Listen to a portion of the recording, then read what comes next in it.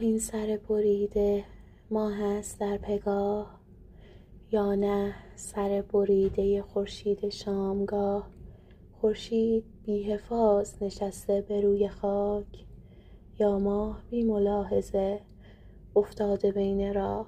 ماه آمده به دیدن خورشید صبح زود، خورشید رفته است سر شب سراغ ماه. حسن شهادت از همه حسنی فراتر است، ای محسن شهید من، ای حسن بیگناه.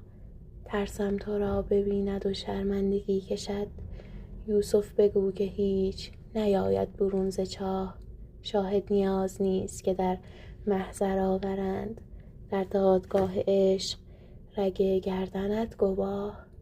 دارد اسارت تو به زینب اشارتی، از اشتیاق کیست که چشمت کشیده راه. از دوردست میرسد آیا کدام پیک، ای مسلم شرف به کجا میکنی نگاه. لبریز زندگیست نفسهای آخرت، آورده مرگ گرم به آغوش تو پناه. یک کربلا شکوه به چشمت نهفته است، ای روضه مجسم گودال قتلگاه.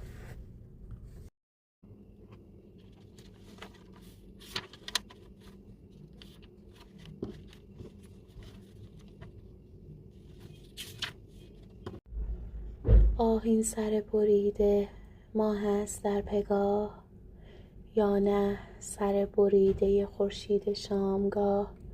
خورشید بی حفاظ نشسته به روی خاک، یا ماه بی ملاحظه افتاده بین راه. ماه آمده به دیدن خورشید صبح زود، خورشید رفته است سر شب سراغ ماه. حسن شهادت از همه حسنی فراتر است، ای محسن شهید من، ای حسن بیگناه. ترسم تو را ببیند و شرمندگی کشد، یوسف بگو که هیچ نیاید برون ز چاه.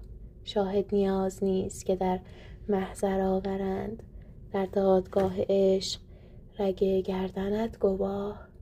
دارد اسارت تو به زینب اشارتی، از اشتیاق کیست که چشمت کشیده راه.